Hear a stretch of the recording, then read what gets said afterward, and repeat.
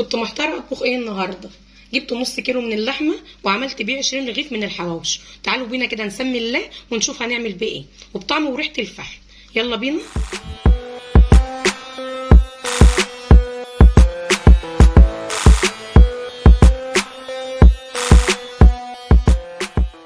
بسم الله الرحمن الرحيم. هبدأ دلوقتي. معانا اول حاجه جبت معايا البصل، قطعته قطع صغيره ونضربه كده مع بعض في قلب الكبه هنعمله كده سوا. جبت بعد كده معايا، بعد ما ضربت البصل، جبت معايا قرنين فلفل وقرنين فلفل حار، هضربهم كده مع بعض في قلب الكبه. بعد كده جبت معايا طماطم قطعتها برده كده وهضربهم برده في قلب الكبه، مش هنعمل طماطم قوي، هضربها كده ضربتين اتنين دول. بعد ما ضربت الحاجه كده كلها كده مع بعض، حطيتها اهيت معايا كده في حاجه. هجيب بقى عليهم نص كيلو من اللحمه. انا حاطه حوالي نص كيلو بصل هنا ضربته، وثلاث قرون فلفل وثلاث طماطم على نص كيلو اللحمه. اجيب عليهم بقى كمان مكعب من اللي هو مرقه الدجاج اذا كانت متوفره، مش متوفره خلاص عادي. وعندي بقى بهارات حواوشي، بحط طبعا معلقه كبيره اهي، معلقه كمان اهي، الصراحه هي اللي بتطعم وبتديله طعم. دي بهارات حواوشي بتيجي من عند العطار. طبعا اهم حاجه برده الفلفل الاسمر اهو، ومعايا الملح. انا حاطه معايا معلقه من الكبيره، ومعايا ليمونيه هعصرها،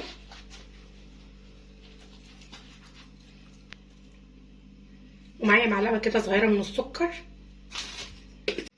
انا دلوقتي خلاص خلصت كده، حطيت البهارات، حطيت كمان كان عندي بهارات من اللحمه حطيت منها كمان معلقه، وكان عندي حته دهن من اللي هي ليه الخروف حطيت برده منها معلقه، وقلبت كل المكونات كده مع بعض. بجيب بقى معايا العيش ده كده بيجي من عند من المخبز، عيش الحواوشي، بجيبه بقى ونفتحه كده مع بعض كده نعبي فيه. بفتح كده حته صغيره كده من هنا، باخد حته صغيره كده في ايديا واحطها وافردها كلها سوا واحد. تفردي بقى على قد ما انت عايزه تملي الرغيف، مش عايزه تمليه براحتك بقى. هعبي بقى كده الكميه كلها، وتعالوا يلا كده نقلها مع بعض في الزيت. معايا طاسه كده حطيتها على البوتاجاز اهوت، سخنت معايا، حطيت فيها حبه زيت صغيرين حوالي معلقه، ما كترش الزيت، بشيل ده تاني اهو دوبك بس بدهنها اهو. احط بقى كده العيش كده معايا، طبعا نار متوسطه، النار مش عاليه قوي. واحد كمان اهو، بغطي عليه بقى، وكل شويه ايه هقلب فيه كده على ما يستوي. هنشوفه حالا بعد كده تاني بعد ما نقلبه تاني مع بعض.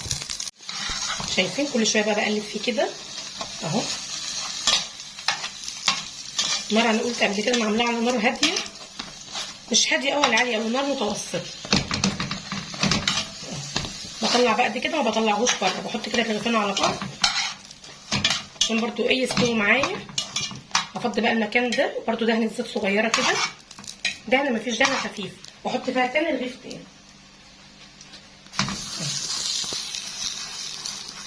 دول انا بسيبهم كده على بعض ثواني كده، وبعد كده بطلعهم. بس ايه دقيقه كده الاول، ايه بغطي عليه دقيقه كده. خلاص انا خلصت الحواوشي بتاعي كلته.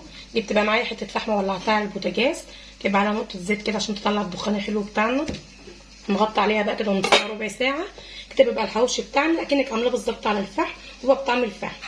اتمنى الفيديو بتاعي يعجبك، وان شاء الله تجربيها وهتعجبكم ان شاء الله. بس اهم حاجه ما تنسوش اللايك، واللي اول مره يشوفنا اشتراك في القناه ويفعل الجرس على كلمه الكل عشان يوصل له كل جديد. السلام عليكم ورحمه الله وبركاته.